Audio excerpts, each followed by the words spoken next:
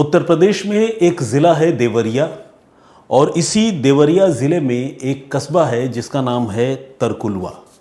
तरकुलवा सिर्फ एक कस्बा नहीं है बल्कि तरकुलवा एक पुलिस स्टेशन भी है और इसी पुलिस स्टेशन की हद में एक गांव पड़ता है जिसका नाम है पकड़ी पटखौली। 20 अप्रैल को एक वाकया होता है।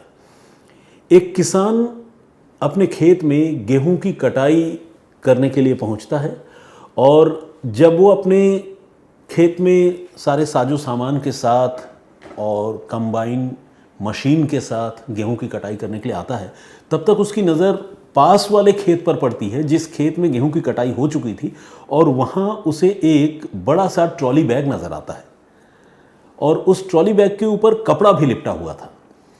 अब खाली खेत जहाँ आबादी नज़दीक नहीं है, दूर है, वैसी जगह पर किसी ट्रॉली बैग का खेत के बीच में पड़ा होना और उस पर कोई कपड़ा लिपटा हुआ होना, ये अपने आप में एक बड़ा ही संदिग्ध दृश्य था।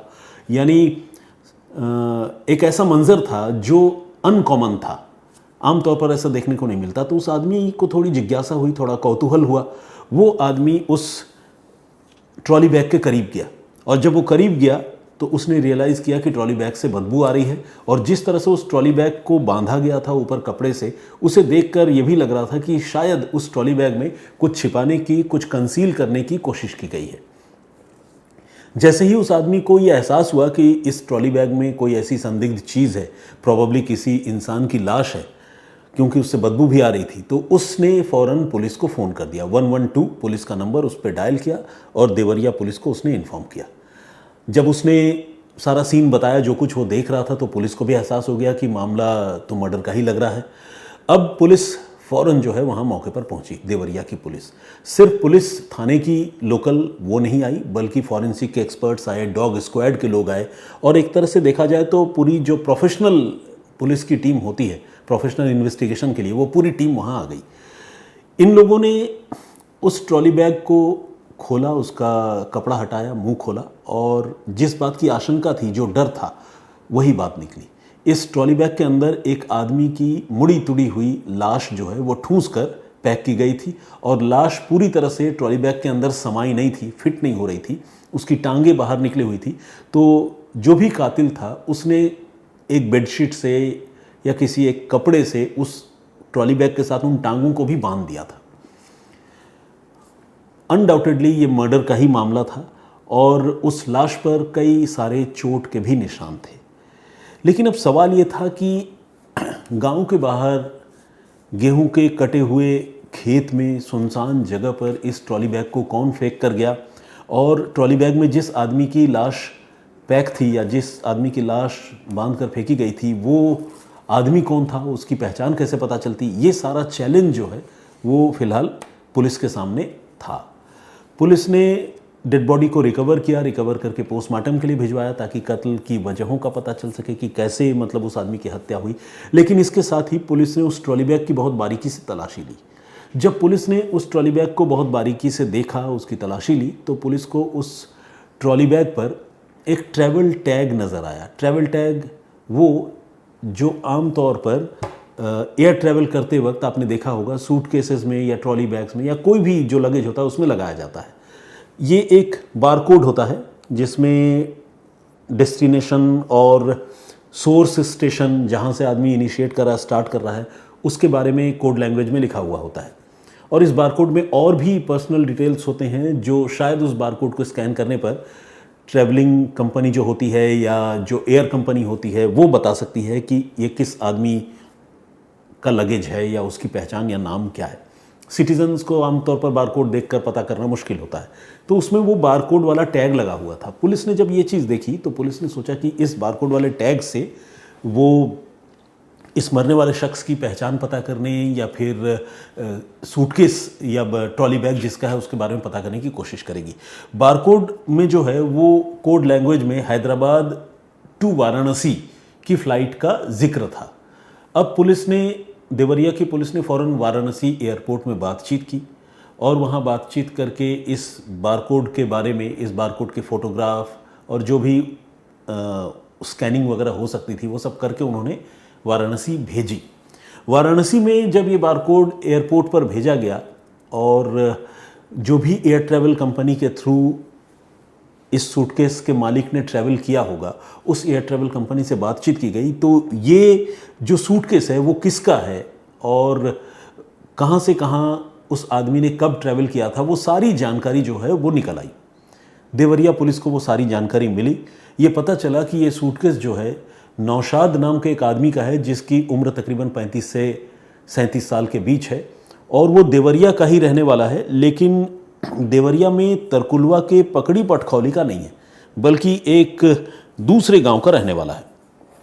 अब जब पुलिस को ये जानकारी मिली कि वो पकड़ी पटखौला का नहीं पटखौली का नहीं बल्कि दूसरे गांव का रहने वाला है, तो पुलिस को लगा कि इस आदमी के ठिकाने पर जाकर इसके बारे में पड़ताल करना ज़रूरी है, क्योंकि वो जो ट्रॉली बैग है उससे ट्रैवल करने वाले आदमी नौशाद के बारे में तो पता चल चुका है, लेकिन ये जो बॉडी है ये नौशाद की ही है या किसी और की है, ये पता करना अभी बाकी था।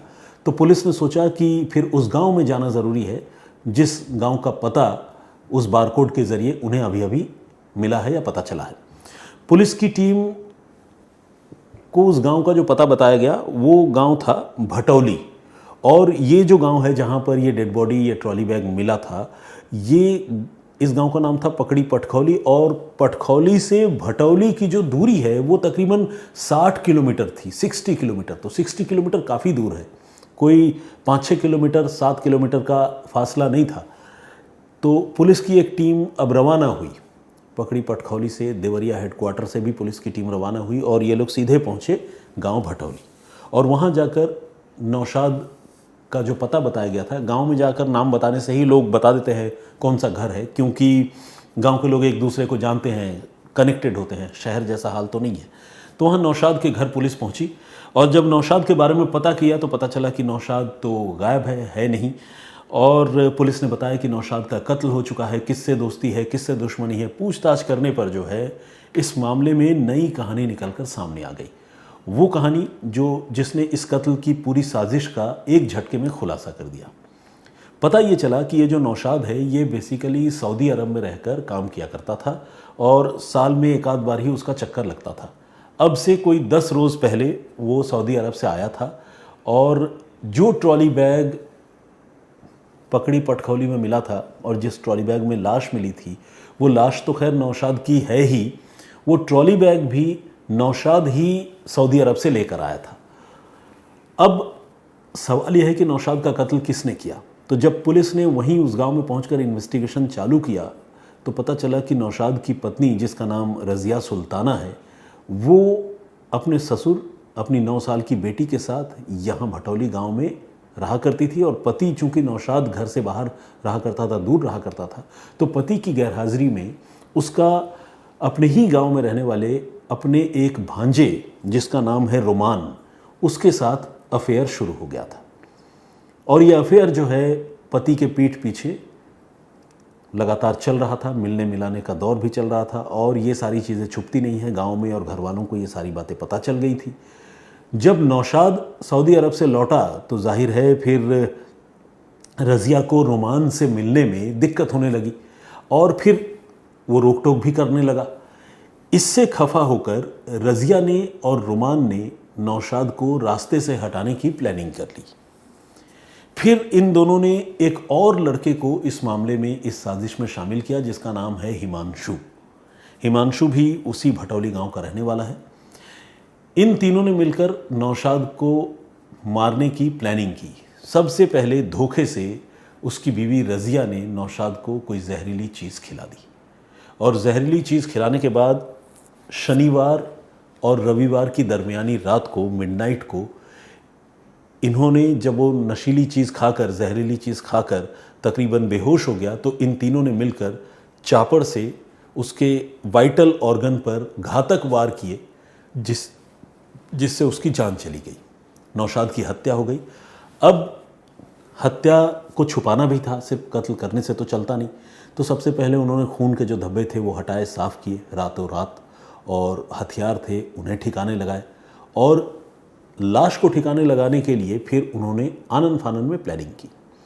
उनके पास कोई बड़ा ट्रॉली बैग या सूटकेस नहीं था, तभी नौशाद की जो पत्नी है रज़िया, उसकी नज़र उस ट्रॉली बैग पर गई जो कुछ दिन पहले ही उसका पति सऊदी अरब से लेकर आया था। और वो ट्रॉली बैग, जिस ट्रॉली बैग में वो पूरे परिवार के लिए ढेर सारे ज़रूरत की चीज़ें, गिफ्ट्स एक एक आदमी के लिए वो चुन चुन कर सऊदी अरब से लेकर आया था, खुद रज़िया के लिए भी लाया था, उसी ट्रॉली बैग को उसने फ़ौरन खाली किया और तीनों ने मिलकर उसमें लाश ठूंसी।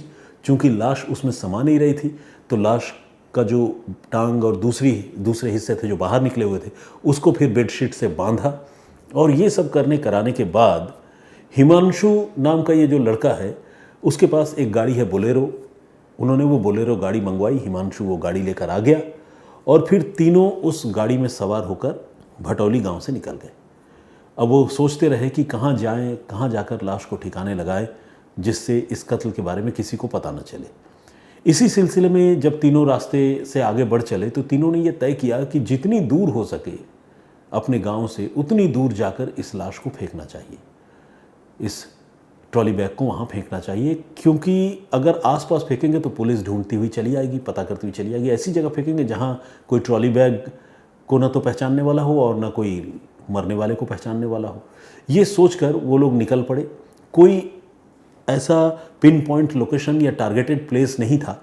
चलते चलते वो तरकुलवा के पकड़ी पटखौली गांव से जब गुजरने लगे तो उस गांव में खाली खेत को देखकर उनको लगा कि यार ये जगह सही है, यहाँ सुनसान है, यहाँ कोई देखने वाला भी नहीं। अगर अभी हम यहाँ पर लाश फेंक देते हैं और यहाँ से भाग जाते हैं तो किसी को पता नहीं चलेगा कि कौन फेंक कर गया।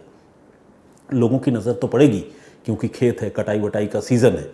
तो ये सोचकर उन्होंने उसी खेत में वो ट्रॉली बैग समेत नौशाद की लाश को डिस्पोज ऑफ कर दिया, फेंक दिया और फिर वहाँ से फरार हो गए। लेकिन जैसा कि मैं हर बार कहता हूँ और जैसा कि आप लोग हर बार सुनते हैं, कातिल कितना भी चालाक क्यों ना हो, जुर्म जो है वो अपने पीछे कोई ना कोई सुराग ज़रूर छोड़ जाता है। इस मामले में भी वही हुआ।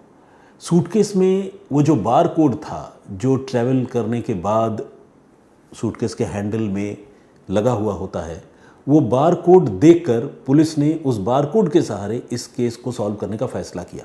फिर उस बार कोड की तस्वीरें जो है वो वाराणसी भेजी गई, उसको स्कैन किया गया।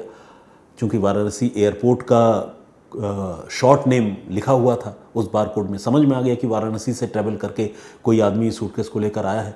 फिर उससे नौशाद की पहचान हो गई, नौशाद के गांव की पहचान हो गई। और उसके बाद जब पुलिस वहां पहुंची तो पुलिस ने इस मामले का भी खुलासा कर दिया क्योंकि कत्ल की पूरी कहानी सामने आ गई।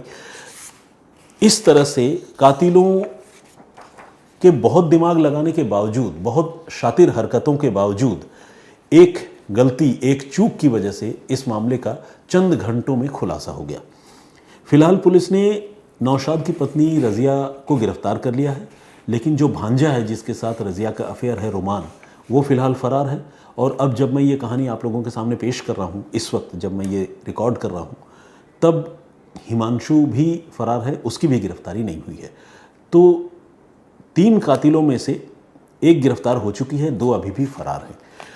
लेकिन ये सिर्फ अपने तरह की इकलौती घटना नहीं है। हाल के दिनों में इस तरह की कई घटनाएं हुई हैं। आपको याद होगा इसकी शुरुआत, हालांकि ऐसा नहीं है कि पत्नी और प्रेमी ने मिलकर कत्ल की घटनाएं इससे पहले अंजाम नहीं दी हों या पिछले साल ऐसा नहीं हुआ हो, ऐसा नहीं है। सालों साल बल्कि सदियों से ये सब होता रहा है। लेकिन हाल में जब मेरठ में वो मुस्कान वाला केस हुआ जिसमें सौरभ राजपूत नाम के एक नौजवान लड़के का कत्ल उसकी बीवी मुस्कान ने अपने बॉयफ्रेंड साहिल के साथ मिलकर कर दी और फिर नीले ड्रम में उसकी लाश को पैक कर दिया, भर दिया, तब से जो है इस तरह के मामलों की एक तरह से बाढ़ सी आ गई है। या फिर आप ये भी कह सकते हैं कि इस तरह के मामले जो है अब एक दूसरे से रिलेट किए जाने लगे हैं। जब भी किसी हस्बैंड का मर्डर होता है और वाइफ मर्डर करती है तो इंसान फ़ौरन उस मुस्कान वाली स्टोरी को याद करता है, क्योंकि वो अपने आप में एक अजीबोगरीब किस्म का मामला था जिसमें एक इंसान की लाश को टुकड़े करने के बाद सीमेंट से भरे ड्रम में डालकर उसे चिनवा दिया गया था। इसके बाद आपको याद होगा औरैया में एक लड़की ने अपनी शादी के महज 10 दिन के बाद अपने पति दिलीप की हत्या करवा दी अपने प्रेमी के साथ मिलकर, क्योंकि वो दिलीप की प्रॉपर्टी कब्जा करना चाहती थी और उसकी दौलत पर ऐश करने के लिए ही, मौज करने के लिए ही उसने दिलीप से शादी की थी। ठीक इसी तरह से भिवानी में एक केस हुआ जिसमें इंस्टा और यूट्यूब पर एक्टिव रहने वाली एक लड़की रवीना ने अपने प्रेमी के साथ मिलकर अपने पति प्रवीण का कत्ल कर दिया और उसकी लाश को एक बाइक के बीच में रखकर एक नाले में जाकर फेंक कर चली आई। मतलब ऐसे तो चूहे को भी नहीं मारता जिस तरह से उसने अपने पति की जान ली। और उसके बाद मेरठ में ही वो केस भी हुआ जिसमें रविता नाम की एक लड़की अपने प्रेमी के साथ मिलकर अपने पति अमित का उसने गला घोंट कर कत्ल किया और पूरी दुनिया को ये दिखाने बताने की कोशिश की कि अमित की मौत सांप काटने से हुई और उसके बिस्तर पर जो है एक इंडियन रैट स्नेक जिसे धामन कहते हैं वो सांप छोड़ दिया। लेकिन इन बेवकूफ़ कातिलों को ये भी नहीं पता था कि इस सांप में जहर भी नहीं है। अगर वो किसी को ये बताने की भी कोशिश करेंगे कि इस सांप के काटने से अमित की मौत हुई है तो भी जब लोग सांप को देखेंगे तो लोगों को पता चल जाएगा। तो खैर उनकी बेवकूफ़ी को भी मैं एक तरह से थैंक्स बोलना चाहूँगा जिसकी वजह से इस तरह के मामलों का खुलासा होता है। तो कातिल अपने आप को समझते तो बहुत चालाक हैं लेकिन असल में होते बेवकूफ़ हैं। अदरवाइज़ कोई इस तरह का फैसला किसी की ज़िंदगी छीनने या लेने की कोशिश जो है कभी नहीं करेगा। ऐसे लोग एंड ऑफ द डे पकड़े जाते हैं और ऐसे लोगों को शातिर हम भले कहते हों लेकिन वो शातिर नहीं, असल में बेवकूफ़ होते हैं। अपराध से जितनी दूरी बनाकर रखी जाए वही समझदारी है और उसी में विजडम भी है, उसी में चालाकी भी है।